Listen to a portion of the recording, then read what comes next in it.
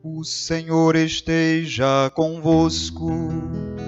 Ele está no meio de nós. Proclamação do Evangelho de Jesus Cristo, segundo Mateus. Glória a vós, Senhor. Naquele tempo, vendo Jesus as multidões, compadeceu-se delas, porque estavam cansadas e abatidas, como ovelhas que não têm pastor. Então disse a seus discípulos: A messe é grande, mas os trabalhadores são poucos. Pedi, pois, ao dono da messe que envie trabalhadores para a sua colheita. Jesus chamou os 12 discípulos e deu-lhes poder para expulsarem os espíritos maus e para curarem todo tipo de doença e enfermidade. Estes são os nomes dos 12 apóstolos. Primeiro, Simão, chamado Pedro, e André, seu irmão. Tiago, filho de Zebedeu, e seu irmão João. Filipe e Bartolomeu. Tomé e Mateus, o cobrador de impostos. Tiago, filho de Alfeu e Tadeu. Simão, o zelota, e Judas Iscariotes, que foi o traidor de Jesus. Jesus enviou estes 12, com as seguintes recomendações: Não deveis ir aonde moram os pagãos, nem entrar nas cidades dos samaritanos. E diante as ovelhas perdidas da casa de Israel. Em vosso caminho anunciai: o reino dos céus está próximo. Curai os doentes, ressuscitai os mortos, purificai os leprosos, expulsai os demônios. De graça recebestes, de graça deveis dar. Palavra da salvação. Glória a vós, Senhor.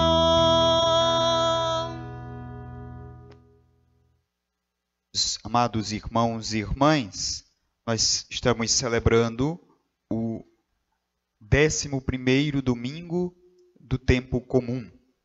Dia esse que recordamos a vitória da morte, a vitória da vida sobre a morte. Cristo Jesus que ressuscita. Veja que o domingo é sempre a memória da ressurreição do Senhor. Celebramos sempre a mesma solenidade, a mesma grande festa neste período forte, que é o Dia Dominus, Dia do Senhor, domingo. Veja que hoje nós ouvimos a liturgia da parte especial daquele que começa a apresentar o novo povo. A partir do antigo povo, um novo povo de Israel. É bem verdade que a primeira leitura do livro do Êxodo apresenta aquele memorial que sempre Deus faz, como Ele foi o resgatador. Se olhamos todo o Antigo Testamento, quando vemos Deus falar, até parece que Deus faz questão de estar esfregando na cara do povo de Israel de que Ele foi o libertador. Não é bem essa a ideia. A ideia de que Deus quer tornar sempre presente na memória do povo que Ele é o Deus libertador, que não podem confiar em outros deuses. Por isso que é sempre o povo de Israel o povo da memória. Eles sempre fazem memória para nunca esquecer da aliança que fez com Deus. Nós, ao contrário, na contemporaneidade, não somos povo da memória, somos povo da amnésia. Se fôssemos pessoas, homens e mulheres da memória, muita coisa não aconteceria. Por quê? Porque estaríamos com a mente arejada, fazendo memória daquilo que passou. E memorial significa viver novamente. Ou não viver novamente. Então, o povo de Israel sempre fazia memória. Lembra-te de quando éramos escravos no Egito? Logo, a memória é para que não caiamos novamente na escravidão. Quando o Senhor nos libertou, memória de que Deus é sempre libertador. E hoje Deus ainda utiliza uma imagem muito bonita, como uma águia que carrega, né, os seus filhotes, uma linguagem mais próxima, como uma ave que carrega os seus filhotes nas suas próprias asas, eu os levei. Essa é a imagem do Deus de Israel, do nosso Deus. de que liberta e que liberta com mão poderosa. Por isso, tira da escravidão e leva para a salvação, leva para a liberdade. A imagem do Deus libertador de Israel é a imagem que se configura, se prefigura e se personifica em Jesus Cristo, que vem nos libertar. Não de uma liberdade agora humana, mas de uma liberdade da morte, tirando da morte e levando para a vida. É uma libertação mais profunda. Porque tem muita gente hoje que não está presa nas cadeias, nas algemas, mas vive totalmente presa interiormente. Outras que estão presas nas cadeias, presas às vezes num leito de hospital, mas estão com o espírito totalmente livre. Então veja que a lógica de Deus muitas vezes é antagônica à nossa lógica. O que nós entendemos por prisão, o que nós entendemos por liberdade, às vezes é diferente do que Deus pensa de liberdade. Às vezes nós pensamos que a liberdade é só não estarmos com o corpo preso, mas a pior de todas as prisões não é a prisão do corpo, é a prisão espiritual, porque é quem nos move. Quando nos sentimos presos, amputados espiritualmente, aí nos sentimos de fato fracos. Enquanto outras pessoas que estão às vezes presas nas grades de uma cadeia, nos leitos de um hospital, mas o espírito é totalmente revigorante, ou seja, está livre espiritualmente.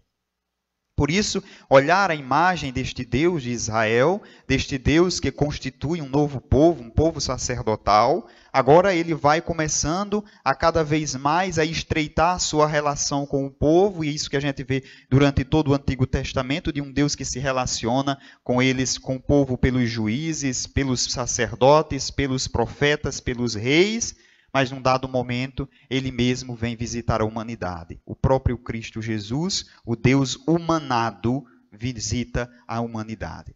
É o que ouvimos na carta de Paulo aos Romanos de hoje. Quando ainda éramos pecadores, ele nos amou. Como é bonito ver essa imagem que Paulo apresenta hoje. Antes ele apresenta da justificação, que nós somos justificados por Jesus Cristo. Agora ele vai dizer com clareza para que a gente entenda de que a iniciativa de amar foi sempre de Deus. Se Deus teve a iniciativa de criar tudo, ele também teve a iniciativa de amar tudo. Se ele criou sem que pedíssemos para a criação existir, ele nos amou sem pedirmos e sem merecermos que amássemos. Ele nos ama em Jesus Cristo. Por isso ele ainda usa a imagem. Por alguém que nós amamos, talvez dessemos a vida, mas dificilmente damos a vida ou oferecíamos a nossa vida por quem não amamos. Isso foi por quem não nos ama. Isso foi o que Deus fez. Deu a vida por quem estava odiando, quem estava desprezando a Ele. Essa é a imagem de Deus, é a imagem da justiça de Deus. Oxalá nós configurássemos a nossa mente, a nossa mentalidade ao que Deus pensa de justiça. O que é justiça para nós, seres humanos? Para nós, justiça é muito claro. É premiar os bons e castigar os maus. Isso é ser justo. Dar prêmio, premiar, condecorar quem fez uma coisa boa, quem fez uma coisa má deve ser castigada. Essa é a lógica da justiça humana. A lógica da justiça de Deus não é essa. Não é de premiar uns e castigar outros. É de premiar a todos com a vida. E a graça de Deus quer alcançar a todos, especialmente aqueles que estão desgraçados. Mas a nossa lógica humana é de tornar desgraçado ainda mais aqueles que já não têm graça nenhuma. A de Deus é diferente. É de agraciar os desgraçados, os que estão afastados, os que estão distanciados. Por quê? Porque Ele nos amou sem merecermos. E Ele nos ama. Ele ama a mim, o Padre, que preside a Eucaristia, mas que também peca. Ele ama a você, que acha muitas vezes que é melhor do que o outro, e não é. Ninguém é melhor do que ninguém, porque diante de Deus são todos filhos, e todos são merecedores do prêmio dos eleitos, do povo santo, do povo sacerdotal, do novo povo que Ele instaurou pelo sangue do seu Filho. Então, não existe um melhor do que o outro. Por mais que eu leve uma vida de santidade para Deus, eu não sou melhor do que aquele que está numa vida desregrada. E às vezes a atenção de Deus está mais para ele do que para nós que nos achamos santos e puros demais. É a imagem sempre da mãe, do pai de família. Tem vários filhos, mas às vezes a atenção é mais para aquele que bebe, que faz maldade, que vive saindo, que vive maltratando até mesmo os pais. Não é porque a mãe ame mais ele, mas é porque ela percebe que precisa depositar mais atenção, porque quer salvar, quer libertar aquele filho, já que os outros já estão bem, já estão todos trabalhando, todos já conseguiram organizar a sua própria vida, mas tem aquele único filho que é quase a ovelha negra de dentro de casa, que ela precisa salvar, que precisa tomar cuidado. Essa é a imagem de Deus. Não é que ele esquece os bons, esquece os que estão fazendo bem. Ele olha e abençoa, mas tem um olhar específico para os que estão fora do redil, para os que estão distanciados, como diz o Evangelho, aqueles que são como ovelhas sem pastor. Ele está olhando e está chorando e está sofrendo com eles e esperando que nós, que nos achamos bons demais, vivamos a nossa bondade tentando resgatá-los. Porque ser bom não é teoria. A bondade para Deus é uma bondade prática. É ser fazendo. Não é só teoria, não é só falando, mas é agindo. Então eu pratico a minha bondade quando eu sou bom na prática. Senão eu sou apenas um teórico da bondade. Eu amo quando de fato eu coloco este verbo para ser a ação. Quando eu amo de fato. Porque biblicamente, amor o sentimento é depois de uma ação, não é antes, porque a nossa lógica é essa. Nós primeiro temos que sentir para depois agir. Se eu gosto de uma pessoa, então eu ajo. Se eu não gosto, não. Biblicamente não é assim. Primeiro eu ajo, depois eu sinto, porque primeiro vem a ação. Depois vem um sentimento que pode ser gerado a partir da ação que eu estou praticando. A leitura do Evangelho de hoje nos ajuda a ver a instauração do novo povo de Israel, deste Deus que ama e que liberta, que cuida, que conduz. Veja que hoje é o chamado Jesus que envia os 12. 12, no contexto bíblico, significa as 12 tribos de Israel. É o povo de Israel. Os 12 significa o povo antigo de Israel. Agora Jesus chama 12 novos. Representa o novo povo criado, instaurado e abençoado por Jesus Cristo, prefigurado na imagem dos apóstolos. E esse povo é cada um de nós. Somos cada um de nós participantes deste povo, desta nova nação santa que é enviada ao mundo para instaurar o reino, para converter, para falar da conversão, mas sobretudo para instaurar o amor de Deus para toda a humanidade. Por isso, a oração pedir ao Senhor da messe que envie operários não é uma oração simplesmente para pedir padres e freiras. Não. Pedir ao dono da messe que envie, a nossa oração deve ser por cada um de nós, porque somos cada um, na sua particularidade, na sua vocação pessoal, que somos chamados a ser sinais de Deus no mundo onde estamos, na realidade onde estamos. Então, vocacionado, por significar ser chamado, não é só o padre ou a freira, todo o ser humano é vocacionado. Primeiro, a santidade.